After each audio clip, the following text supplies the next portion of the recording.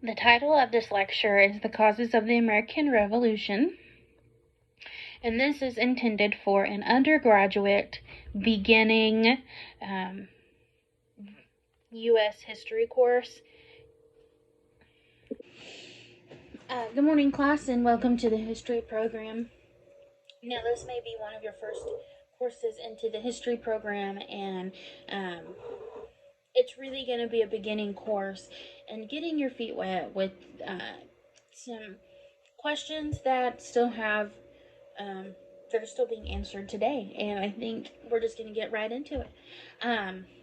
We're going to start with the causes of the American Revolution, because I think that there are some misconceptions being taught, especially in high school or even in middle school, about the causes of the revolution. Now, you always hear that, the Boston Tea Party, that's what caused the American Revolution. And that is one of the reasons, but there's so much more to what caused that, to gain our freedom, that is still relevant to today. Questions that we can ask about those can still be asked today.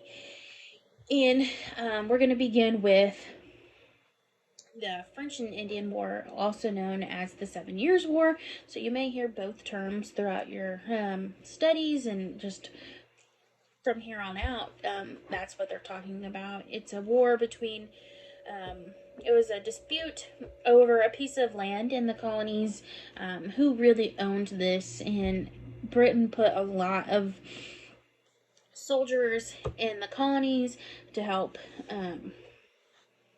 win this war, and they took out a lot of debt, and King George thought, who's going to pay for this?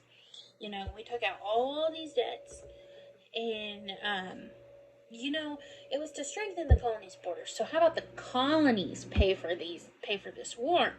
So one of the first things they did was the Sugar Act, and in this Sugar Act, it was passed in 1764. It was to end smuggling trade with sugar and molasses from the French and Dutch West Indies, and to provide more funding for the British Empire. Instead of buying from sugar and stuff from the French and Dutch West Indies, let's buy it from Britain, so we can help pay back that debt we did for protecting you. So protest began, and this was just huge. So the next thing that they did was they passed the Stamp Act. Not listening to the people, they still continued to pass all these taxes. The Stamp Act, which was passed in 1765, meant that everything had to have, every British paper or anything going to Britain or coming out of Britain had to have this specific stamp on it that cost money. And many people, were upset about it. They didn't even pay it. So it caused some issues. People protested. Because, they thought they shouldn't have to be paying this. It wasn't like they were asked to pay this or voted to pay this. They just started getting all these taxes. So not listening to their people again, they passed the Townshend Acts in July of 1767. Now, this was a series of acts and taxes that were passed to help pay for this war. And many colonists began to boycott British goods. If you're going to put taxes on it, we don't want to pay for it. And tensions were rising. There were more squalls and just different boycotts, just different things happening in the colonies that people didn't want it. That people were fighting back, saying that, this isn't right. We didn't vote for this. This isn't something that we wanted. So why should we be paying for it? And to make matters worse, you had the Boston Massacre in 1770. And now, Now um, this situation that happened, both things shouldn't have happened. The colonists were taunting British soldiers, throwing things at them, and then if someone's throwing something at you, you can only take it for so long before you start to fight back, and that's what the British did. Is they fought back. However, they fought back with their guns and their weapons, and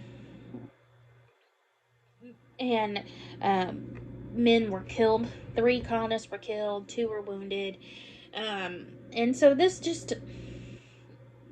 gave a propaganda tool for Paul Revere to pass out among the colonies to say, they're hurting our people, so we should fight back. And well, the colonists shouldn't have been taunting the British soldiers, but the British soldiers shouldn't have fought back with weapons. And so it was a twofold situation. It was both faults. Either thing shouldn't have happened. However, it did, and it caused some issues. The next thing to happen was the Boston Tea Party. Now, we all know that. That's something that has all been taught to us. Eventually, the British withdrew their forces from Boston, and they repealed some of the townshend legislations, but they left the tax on tea. That was one of the things in the Townshend Acts, is that there is a tea tax, and they loved their tea. And that just didn't sit well with the colonists. So what they did is a radical group, the Sons of Liberty. So a lot of these things, especially the Boston Massacre, created some radical groups among the colonies, and that was the Sons of Liberty. They boarded 3 of the ships in the Boston Harbor and dumped all 92,000 pounds of tea into the Boston Harbor. Now that would have been a sight to see. I would have loved to see what the Boston Harbor looked like after that. I think that would be hilarious. Now this really made the British government mad. This was equivalent to about $1 million worth of tea now. Just been thrown away in the Boston Harbor. Now, as a direct punishment, they passed a new set of acts called the Coercive Acts in March of June of 1774. Now this just basically, a lot of these took power from the colonists and put it more into the British hands. One of them I wouldn't have liked to do was called the Quartering Act, which allowed for British military officers to demand accommodations for their troops to unoccupied houses and buildings in towns, rather than to have to stay on the countryside. So they could just kind of go wherever they wanted and do whatever they wanted and basically live there. And the colonies couldn't say anything. They just had to let it happen. So, this just, it led to a lot of this just started happening, and just it caused some issues with the colonies. And then eventually, some little battles started popping up. Lexington and Concord. There was British attacks on coastal towns. Just a lot of little things were popping up, and I think this poses a question about several different questions that I think are appropriate for this level, and things that we're still answering today. Should we pay for a war? Should the people pay for a war? How involved should the government be in our taxes, on the extra things, and can they just pass things without letting us vote on it? And we see a lot of that today in America. We see a lot of things being passed, a lot of things being passed without going through the proper channels, and the people, the colonies, you know, I think if they would have been asked and voted to pay for, asked in the proper way and just been involved, in what they were going to be paying for, I think a lot of this could have been avoided. And